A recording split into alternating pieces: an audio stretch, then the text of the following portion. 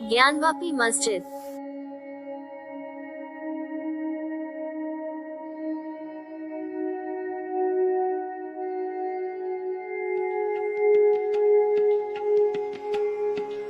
इसका निर्माण औरंगजेब ने करवाया था। 1678। एक पुराने शिव मंदिर को ध्वस्त करने के एक दशक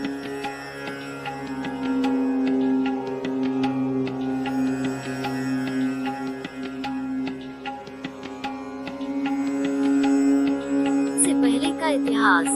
विश्वेश्वर मंदिर।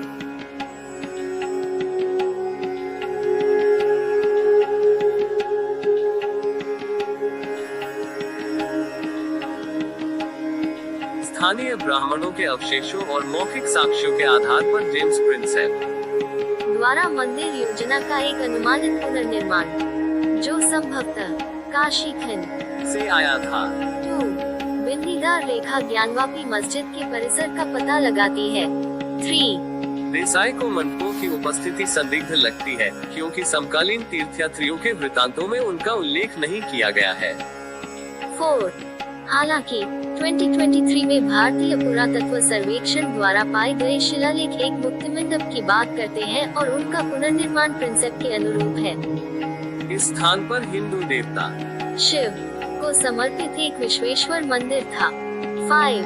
इसका निर्माण अकबर के एक प्रमुख दरबारी और मंत्री तोडरमल ने 16वीं शताब्दी के अंत में महाराष्ट्र के बनारस के एक प्रमुख ब्राह्मण विद्वान नारायण भट्ट के साथ मिलकर किया था। 6. 7. 8. मंदिर ने बनारस को ब्राह्मण सभा के एक प्रतिष्ठित केंद्र के रूप में स्थापित करने में योगदान दिया, जिसने पूरे उपमहाद्वीप के विद्वानों को आकर्षित किया। महाराष्ट्र हिंदू धार्मिक कानून से संबंधित विभिन्न विवादों का निपटारा करने के लिए। 1. वास्तुशिल्प इतिहासकार माधुरी देसाई की परिकल्पना है कि मंदिर प्रमुख नुकीले मेहराबों के साथ मुगल वास्तुकला से उधार लिए गए काटने की एक प्रणाली थी। इसके बाहरी हिस्से में नक्काशीदार पत्थर था। 9. मंदिर पूर्व इतिहास। इस मंदिर से पहले इस स्थल पर क्या अस्तित्व रहा होगा, इस पर विद्वानों द्वारा बहस की जाती है। 10. इस तरह के इतिहास का स्थानीय हिंदू और मुस्लिम आबादी द्वारा बड़े पैमाने पर विरोध किया गया है। देसाई ने मूल मंदिर के कई इतिहासों और ज्ञानवापी के स्थान से उत्पन्न तनावों को ध्यान में रखते हुए शहर की पवित्र स्थलाकृति को मूल रूप से आकार दिया है। 11. मस्जिद के इतिहास के हालिया विवरण, जैसा कि हिंदुओं द्वारा प्रसारित किया गया है। B. मूल मंदिर के बार बार विनाश और पुनर्निर्माण के इर्द गिर्द केंद्रित है, जो लिंगम की कालातीतता के विपरीत स्थित है। 11. मूल मंदिर, जो मस्जिद के वर्तमान स्थान पर स्थित है, कथित तौर पर 1193-1194 में कन्नौज के जयचंद्र की हार के बाद घुरिद द्वारा उखाड़ दिया गया था। कुछ साल बाद इसके स्थान पर रजिया मस्जिद का निर्माण किया गया। 14. 15. मंदिर का पुनर्निर्माण इल्तुतमिश 1211-1266 ई के शासनकाल के दौरान एक गुजराती व्यापारी द्वारा किया गया था, जिसे जौनपुर सल्तनत के हुसैन शाह शर्की 1447-1458 या सिकंदर लोदी 1489-1517 ने ध्वस्त कर दिया था। दिल्ली सल्तनत का 15 अकबर के शासनकाल के दौरान राजा मान सिंह ने मंदिर का पुनर्निर्माण करवाया। सी. लेकिन यह फिर से औरंगजेब के तीव्र धार्मिक उत्साह का शिकार हो गया। 12. जयचंद कन्नौज।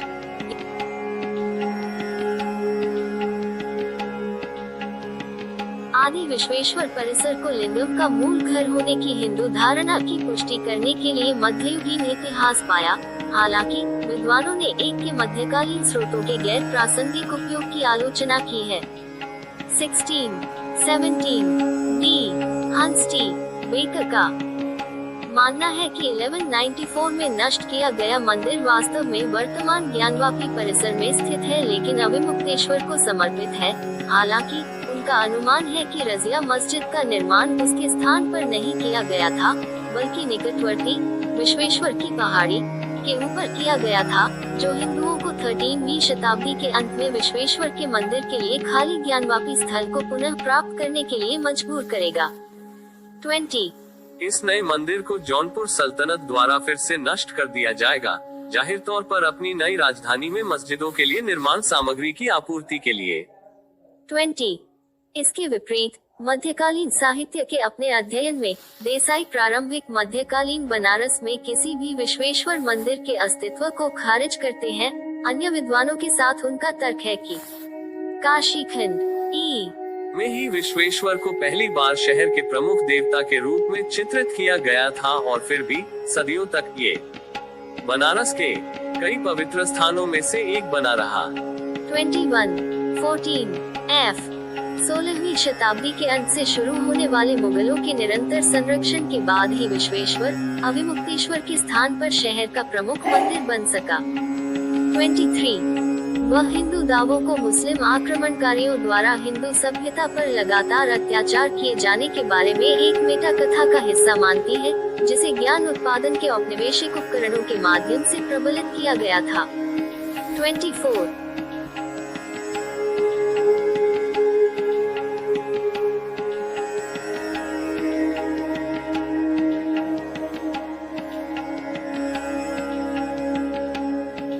स्थापना फाइल temple_of_.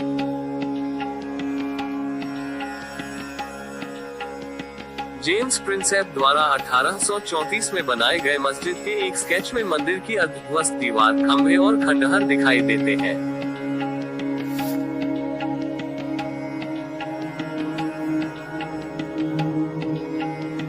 सितंबर 1669 में औरंगजेब ने मंदिर को ध्वस्त करने का आदेश दिया। 21 G उस स्थान पर एक मस्जिद का निर्माण किया गया था, संभवतः औरंगजेब ने स्वयं। C 1678 27 28 H मुखौटा आंशिक रूप से ताजमहल के प्रवेश द्वार पर बनाया गया था, मस्जिद के प्रांगण के रूप में काम करने के लिए मंदिर के चबूतरे को काफी हद तक अछूता छोड़ दिया गया था और दक्षिणी दीवार इसके नुकीले मेहराबों, बाहरी सांचों और तोरणों के साथ किबला दीवार में बदल दी गई थी। 1 29 30 17 परिसर की अन्य इमारतों को बचा लिया गया। 29 मौखिक वृत्तांतों से संकेत मिलता है कि अपवित्रता के बावजूद ब्राह्मण पुजारियों को मस्जिद के परिसर में रहने और हिंदू तीर्थयात्रा के मुद्दों पर अपने विशेषाधिकारों का प्रयोग करने की अनुमति दी गई थी। 29 मंदिर के अवशेष, विशेषकर चबूतरा, हिंदू तीर्थयात्रियों के लिए एक लोकप्रिय केंद्र बना हुआ है। 31 मस्जिद को आलमगीरी मस्जिद के नाम से जाना जाने लगा, औरंगजेब के नाम पर। 32 लेकिन समय के साथ वर्तमान नाम आम बोलचाल में अपनाया गया, जो निकटवर्ती पवित्र जलाशय डैश ज्ञानवापी ज्ञान का कुआं से लिया गया है। कोट क्लोजिंग पैरेंथेसिस डैश 6 जो पूरी संभावना है मंदिर से भी पहले का है। 33 मैं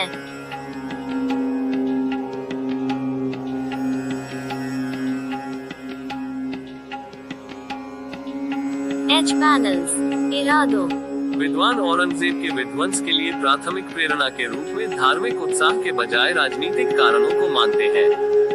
34 वे इस बात पर जोर देते हैं कि कैसे औरंगजेब ने विध्वंस से पहले और बाद में बनारस सहित कई मंदिरों, घाटों और मठों को सुरक्षा और संरक्षण दिया था।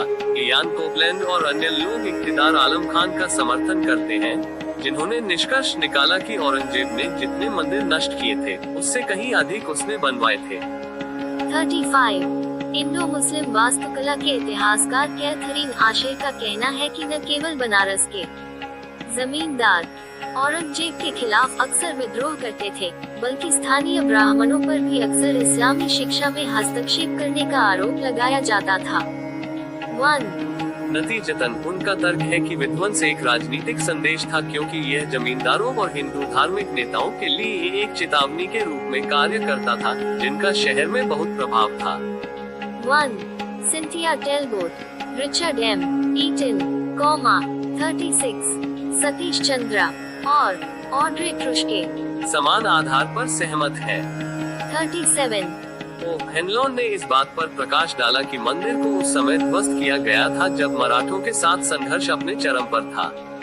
38. Oxford World History of Empire का सारांश ये है कि ज्ञानवापी के विध्वंस को औरंगजेब के रूढ़िवादी झुकाव के संकेत के रूप में समझा जा सकता है, लेकिन स्थानीय राजनीति ने एक प्रभावशाली भूमिका निभाई और हिंदुओं और उनके पूजा स्थलों के प्रति उनकी नीतियाँ विविध और विरोधाभासी थी, लगातार अज्ञेयवादी होने के बजाय।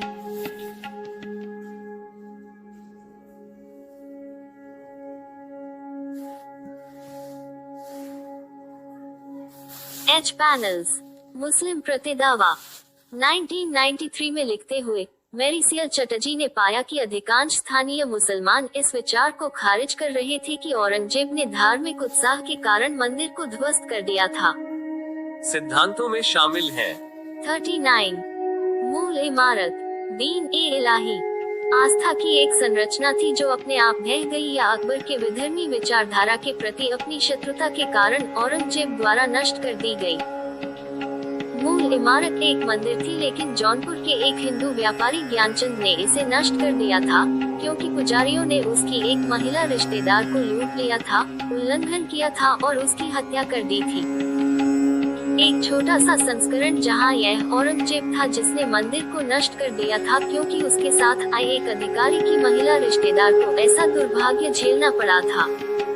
जे मूल इमारत एक मंदिर थी, लेकिन स्थानीय हिंदुओं द्वारा भड़काए गए सांप्रदायिक दंगे में नष्ट हो गई। गंज-ए अरसादी बनारस के अरसद बद्र अल हक की कहानियों का एक संग्रह 1721 में संकलित। 40. मखदूम शाह यासीन ने 1669 के अंत में बड़े मंदिर विश्वेश्वर माना जाता है को ध्वस्त कर दिया था। एक निर्माणाधीन मस्जिद के बार बार विध्वंस में शामिल स्थानीय हिंदुओं के खिलाफ प्रतिशोध के रूप में एक सांप्रदायिक हाथापाई में। 41. यद्यपि संबंधित शाही संरक्षण के आलोक में स्थानीय प्रशासन द्वारा विरोध किया गया था, औरंगजेब ने यासीन की निंदा नहीं की और इस कृत्य पर राहत व्यक्त की। 41.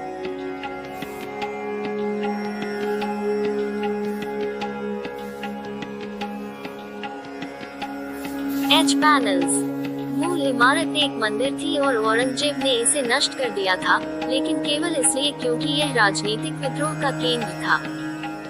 ज्ञानवापी मस्जिद के पूर्व इमाम मौलाना अब्दुल सलाम नोमानी मृत्यु 1987 जैसे अन्य दावों में शामिल हैं, जिन्होंने कहा था कि मस्जिद का निर्माण औरंगजेब के शासनकाल से बहुत पहले किया गया था। शाहजहां ने कथित तौर पर 1638 1639 में मस्जिद में एक मदरसा शुरू किया था। 42. 43. मस्जिद प्रबंधन समिति अंजुमन इंतजामिया मस्जिद AIM नोमानी का समर्थन करती है और कहती है कि नए काशी विश्वनाथ मंदिर और ज्ञानवापी मस्जिद दोनों का निर्माण अकबर द्वारा किया गया था, जो उनकी धार्मिक सहिष्णुता की भावना के अनुरूप था। 44. 2021 तक स्थानीय मुसलमान इस बात को दृढ़ता से खारिज करते हैं कि औरंगजेब ने मस्जिद बनाने के लिए किसी मंदिर को ध्वस्त कर दिया था। 45. फिर भी ऐतिहासिक विद्वता में इन दावों पर बहुत कम जुड़ाव रहा है। के देसाई ने नोमानी के तर्कों की व्याख्या उत्तर औपनिवेशिक बनारस में प्रवचन की हिंदू वर्चस्ववादी प्रकृति से उत्पन्न एक रणनीतिक इतिहास के पुनर्लेखन के रूप में की है। 48.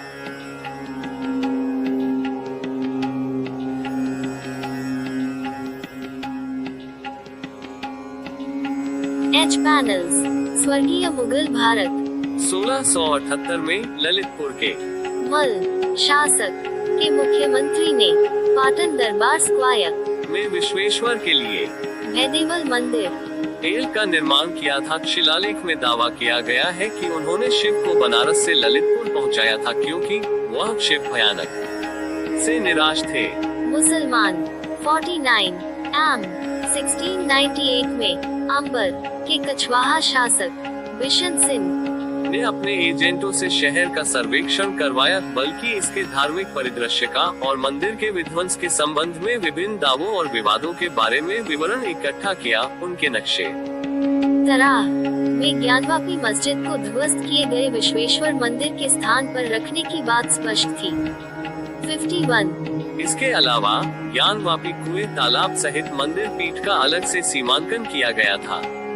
51 एन अंबर अदालत ने मंदिर के पुनर्निर्माण के उद्देश्य से ज्ञानवापी परिसर के आसपास महत्वपूर्ण भूमि खरीदी, जिसमें मुस्लिम निवासी भी शामिल थे, लेकिन मस्जिद को ध्वस्त किए बिना फिर भी असफल रही। 52 आखिरकार बिशन सिंह के उत्तराधिकारी सवाई जय सिंह द्वितीय की पहल पर मस्जिद से लगभग 150 गज की दूरी पर एक आदि विश्वेश्वर मंदिर का निर्माण किया गया। 51 53 निर्माण को समकालीन मुगल वास्तुकला से उधार लिया गया था। देसाई ने पाया कि टाइपोलॉजी मंदिर की तुलना में मुगल मकबरे की अधिक याद दिलाती है, जो शाही संरक्षण का सूचक था। 54 55 ओ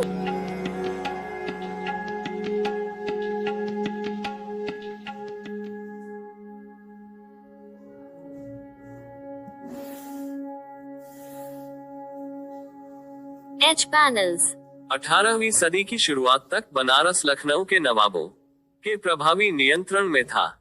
इसके साथ ही ईस्ट इंडिया कंपनी के आगमन और उनकी लगातार गंभीर होती जा रही कब्जे की नीतियों के साथ देश भर के कई शासकों और यहाँ तक कि प्रशासनिक अभिजात वर्ग ने अपनी मातृभूमि में सांस्कृतिक अधिकार का दावा करने के लिए बनारस के शहर परिदृश्यों को ब्राह्मणीकरण करने में निवेश करना शुरू कर दिया।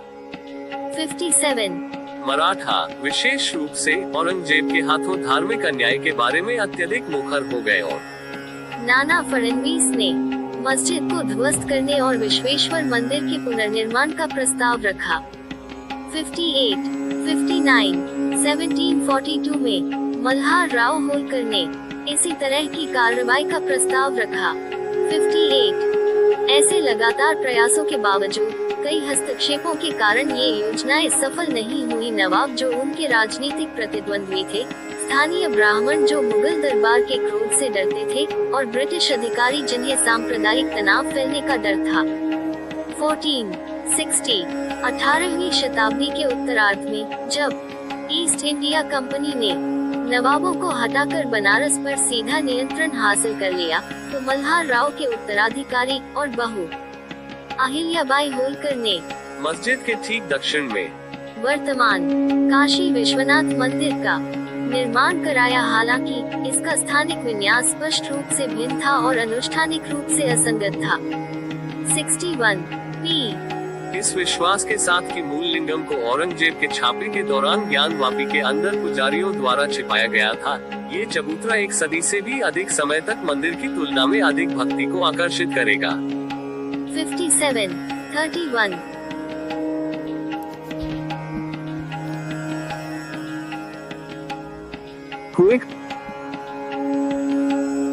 ब्रिटिश राज।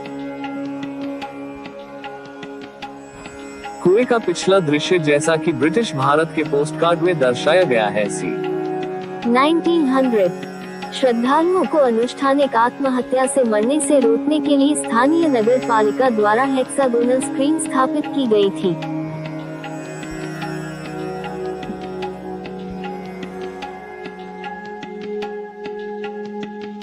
ब्रिटिश राज के तहत ज्ञानवापी, जो कभी सन की मुगल राजनीति का विषय था, स्थानीय हिंदुओं और मुसलमानों के बीच बारहमासी विवाद के स्थल में बदल गया, जिससे कई कानूनी मुकदमे और यहाँ तक कि दंगे भी हुए।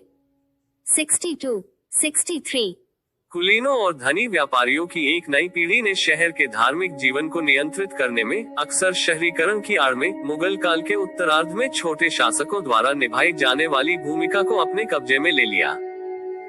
देसाई कहते हैं कि मस्जिद के निर्माण ने शहर के धार्मिक क्षेत्र पर मुगल नियंत्रण के बारे में स्पष्ट रूप से राजनीतिक और दृश्य दावे को प्रसारित करने की कोशिश की थी, लेकिन इसके बजाय विश्वेश्वर को शहर के अनुष्ठान परिदृश्य के निर्विवाद केंद्र में बदल दिया। 29 1809 का दंगा, जिसे व्यापक रूप से कंपनी शासन के तहत उत्तर भारत में पहला महत्वपूर्ण दंगा माना जाता है, ने बनारस में प्रतिस्पर्धी सांप्रदायिकता के विकास को तेज कर दिया। 64 हिंदू समुदाय द्वारा ज्ञानवापी मस्जिद और काशी विश्वनाथ मंदिर के बीच तटस्थ स्थान पर एक मंदिर बनाने के प्रयास से तनाव बढ़ गया। 65, जल्द ही होली और मुहर्रम का त्योहार एक ही दिन पड़ गया और मौज मस्ती करने वालों के टकराव ने दंगे को भड़का दिया। 65, एक मुस्लिम भीड़ ने ज्ञानवापी कुएं के पवित्र पानी को खराब करने के लिए एक गाय जो हिंदुओं के लिए पवित्र थी को मार डाला। एक हिंदू भीड़ ने ज्ञानवापी मस्जिद में आगजनी करने और फिर उसे ध्वस्त करने का प्रयास किया। 66, ब्रिटिश प्रशासन द्वारा दंगा शांत करने से पहले कई मौतें हुई और लाखों की संपत्ति का नुकसान हुआ। 65,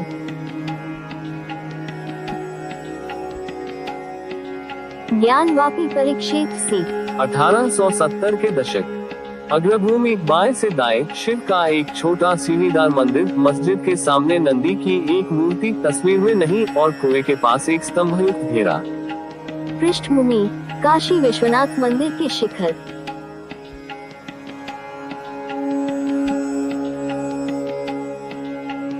सितंबर 1824 में दौरा करते हुए रेजिनाल्ड हेबर ने पाया कि यह चबूतरा अहिल्याबाई के मंदिर से भी अधिक पूजनीय है और पुजारियों और भक्तों से भरा हुआ है।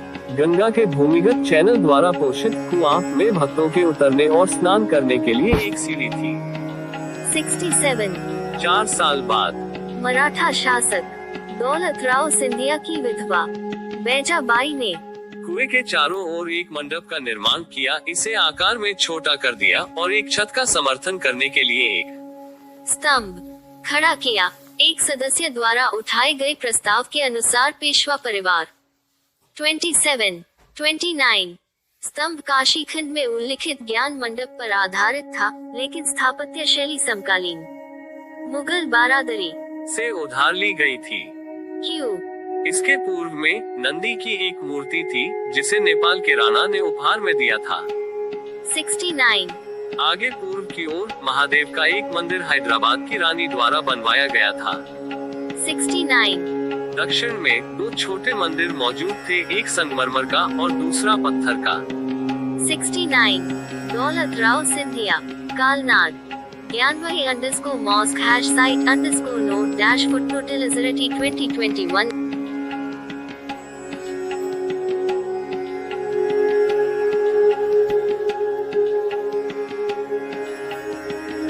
ऐसा प्रतीत होता है कि पहला कानूनी विवाद 1854 में उत्पन्न हुआ था, जब स्थानीय अदालत ने परिसर में एक नई मूर्ति स्थापित करने की याचिका खारिज कर दी थी। 70 आर उसी वर्ष एक बंगाली तीर्थयात्री ने कहा कि परिसर तक पहुंचने के लिए मुस्लिम गार्डों को या तो रिश्वत दी जाती थी या उनकी आंखों में धूल झोंकी जाती थी।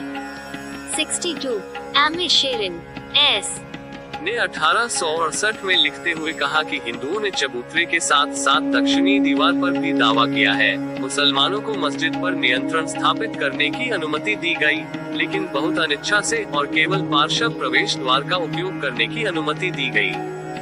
71 टी प्रवेश द्वार के ऊपर लगे पीपल के पेड़ की भी पूजा की जाती थी और मुसलमानों को इसमें से एक भी पत्ता तोड़ने की अनुमति नहीं थी। 62 1886 में अवैध निर्माणों के विवाद पर फैसला सुनाते हुए जिला मजिस्ट्रेट ने माना कि मस्जिद के विपरीत, जो विशेष रूप से मुसलमानों से संबंधित थी, घेरा एक सामान्य स्थान था जिससे किसी भी एक तरफा और अभिनव उपयोग को रोका जा सकता था। 73 70 ये सिद्धांत अगले कुछ दशकों में कई मामलों का फैसला करता रहेगा।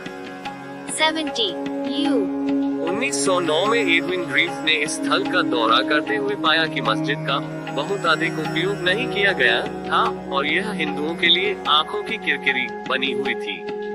74 मंडप के बारे में उनका वर्णन शेरिंग के वर्णन के समान है। 75 इस कुएं ने भी महत्वपूर्ण श्रद्धा अर्जित की। तीर्थयात्रियों को एक पुजारी से इसका पवित्र जल प्राप्त हुआ, जो बगल के पत्थर की स्क्रीन पर बैठा था। आत्महत्याओं को रोकने के लिए कुएं को लोहे की रेलिंग से भी ढक दिया गया था और भक्तों को पानी तक सीधे पहुंचने की अनुमति नहीं थी। 76 इस बीच कानूनी विवाद बदस्तूर जारी रहे। 70 वी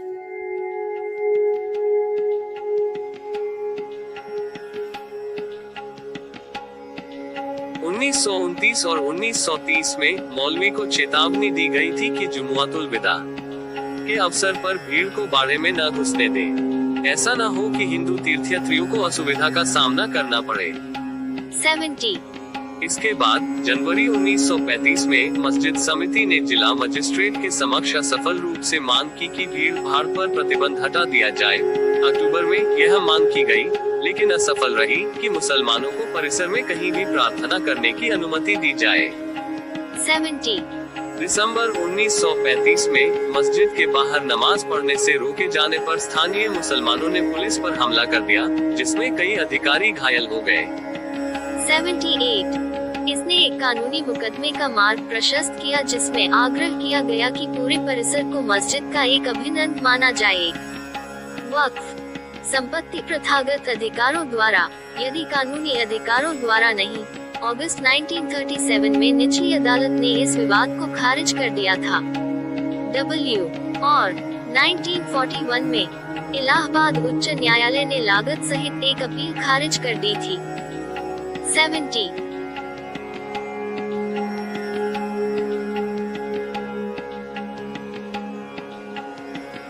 स्वतंत्र भारत।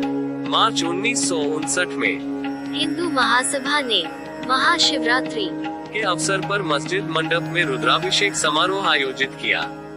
उनके 2 कार्यकर्ताओं को बाद में कानून और व्यवस्था का उल्लंघन करने के लिए 6 महीने की कैद की सजा सुनाई गई। इसने साथ ही महासभा सदस्यों को मंदिर के जीर्णोद्धार की मांग करते हुए अगले कुछ महीनों में मस्जिद मंडप पर नियमित आंदोलन करने के लिए प्रेरित किया। जुलाई तक 23 बैचों में फैले 299 सत्याग्रहियों ने गिरफ्तारी दी और अलग अलग अवधि के कारावास की सजा काटी। नवंबर में आरएसएस की वार्षिक बैठक में इसी तरह के प्रभाव का एक प्रस्ताव अपनाया गया। 79. साइट लगातार अस्थिर बनी हुई है। डंपर को लगता है कि यह शहर में धार्मिक तनाव का केंद्र है। 80. गैर मुसलमानों के लिए मस्जिद में प्रवेश वर्जित है। फोटोग्राफी निषिद्ध है। आने वाली गलियों में हल्की पुलिस पिकेट RAF इकाइयों के साथ है। दीवारों को कटीले तारों से घेर दिया गया है और एक वॉच टावर भी मौजूद है। 1748. मस्जिद का न तो अच्छी तरह से उपयोग किया गया है और न ही यह शहर के सांस्कृतिक जीवन में पर्याप्त रूप से समाहित है। 2004 के भारतीय आम चुनाव की पूर्व संध्या पर BBC की एक रिपोर्ट में बताया गया कि स्थल के आसपास 1000 से अधिक पुलिसकर्मियों को तैनात किया गया था। 81.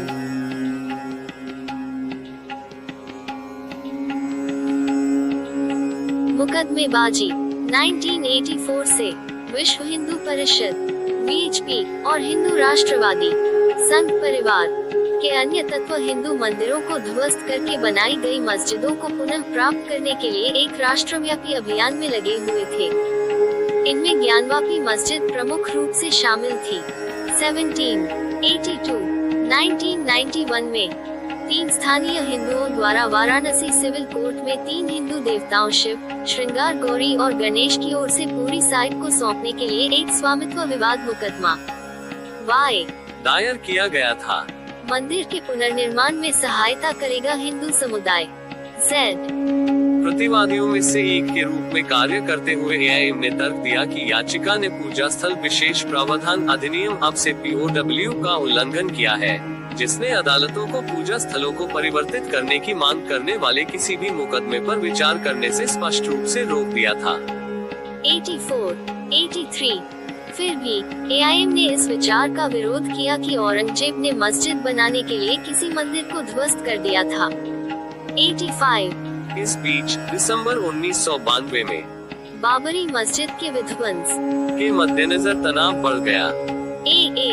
हालांकि भारतीय जनता पार्टी के नेताओं, जिनमें बाबरी मस्जिद को पुनः प्राप्त करने की मांग का समर्थन करने वाले लोग भी शामिल थे, ने VHP की मांग का विरोध किया।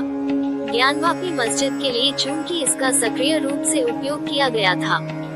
86 AB इसके अलावा विभिन्न नेताओं ने 90 के दशक के मध्य में हिंदुओं से महाशिवरात्रि के अवसर पर बड़ी संख्या में एकत्र होने और दक्षिणी दीवार पर श्रृंगार गौरी की छवि की पूजा करने के लिए कई आह्वान जारी किए। जनता की प्रतिक्रिया खराब थी और सक्रिय राज्य प्रशासन के कारण कोई हंगामा नहीं हुआ। 87 AC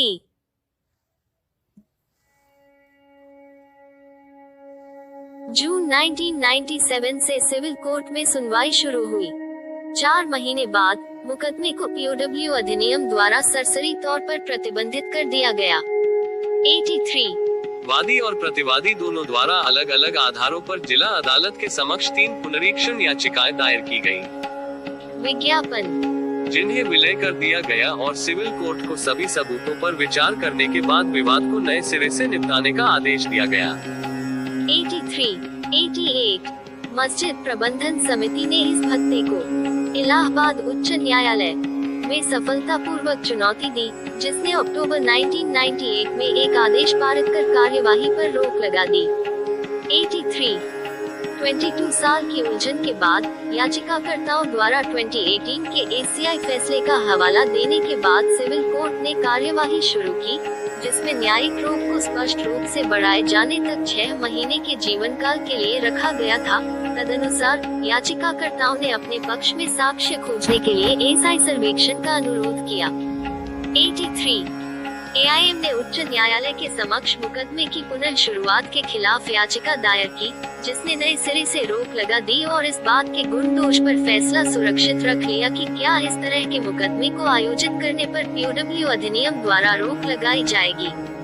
89 फिर भी सर्वेक्षण के लिए अनुरोध अप्रैल 2021 में स्वीकार कर लिया गया और पुरातत्वविदों की एक 5 सदस्यीय समिति, जिसमें मुस्लिम समुदाय के 2 सदस्य थे, का गठन ये निर्धारित करने के लिए किया गया था कि क्या मस्जिद से पहले स्थल पर कोई मंदिर मौजूद था। 90 AIM ने इस तरह के सर्वेक्षण का विरोध किया और उच्च न्यायालय के समक्ष चले गए, जिसने सितंबर में न्यायिक मर्यादा के उल्लंघन के फैसले की आलोचना की और सर्वेक्षण पर अनिश्चितकालीन रोक लगा दी। 90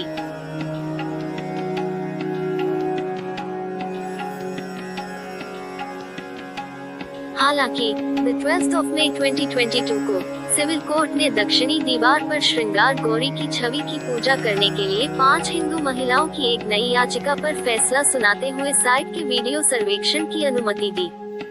91 स्थानीय मुस्लिम विरोध और AIM द्वारा पक्षपात के आरोपों के बावजूद सर्वेक्षण आगे बढ़ा। 92 स्नान कुंड को खाली करने पर एक वस्तु की खोज की गई, जिसे याचिकाकर्ताओं द्वारा एक शिवलिंग बताया गया था और न्यायालय ने न केवल क्षेत्र को सील कर दिया, बल्कि एक समय में 20 से अधिक मस्जिद जाने वालों की सभा पर भी रोक लगा दी। 94 AIM ने वस्तु को मध्ययुगीन पत्थर का फव्वारा होने का दावा करते हुए सर्वेक्षण पर अनिश्चितकालीन रोक लगाने और सभी प्रतिबंधों को हटाने के लिए भारत के सर्वोच्च न्यायालय में याचिका दायर की। 94 हालांकि न्यायालय ने पूर्ण राहत देने से इनकार कर दिया और योग्यता पर निर्णय लेने का दायित्व जिला न्यायालय को हस्तांतरित करने से पहले केवल मस्जिद तक निर्बाध पहुंच बहाल की।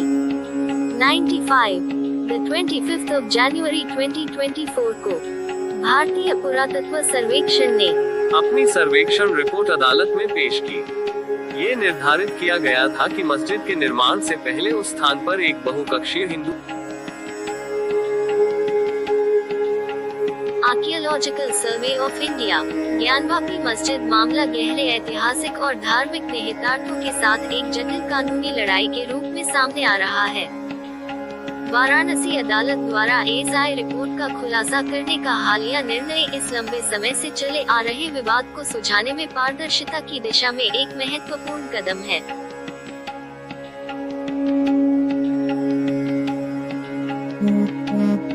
Archaeological Survey of India update. हाल ही में ASI द्वारा वैज्ञानिक जांच की मांग की गई थी, जिसमें जमीन भेदी रडार सर्वेक्षण और उत्खनन शामिल था, जिसे सुप्रीम कोर्ट से अस्थायी रोक का सामना करना पड़ा। ASI ने अगस्त 2023 में सर्वेक्षण शुरू किया, जिसमें अंतिम रिपोर्ट के लिए कई विस्तार दिए गए।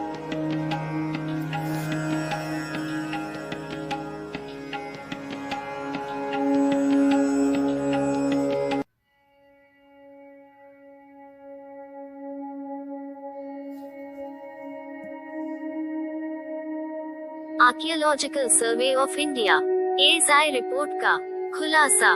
The 18th of December को एएसआई ने ज्ञानवापी मस्जिद परिसर पर अपने सर्वेक्षण निष्कर्ष वाराणसी जिला अदालत को सौंप दिए।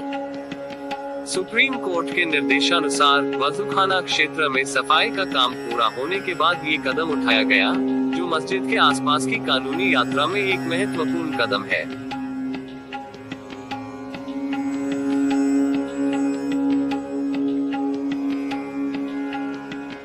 Archaeological Survey of India.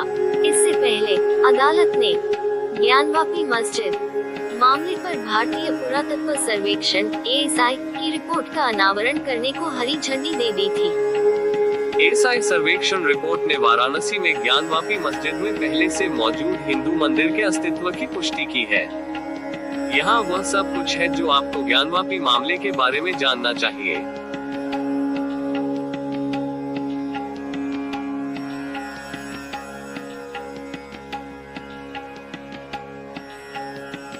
Varanasi की एक स्थानीय अदालत ने हिंदुओं को ज्ञानवापी मस्जिद के अंदर प्रार्थना करने की अनुमति दे दी है। हिंदू पक्ष के वकील विष्णु शंकर जैन ने आदेश की पुष्टि करते हुए कहा कि हर किसी को पूजा करने का अधिकार होगा। जिला प्रशासन को एक सप्ताह के भीतर आवश्यक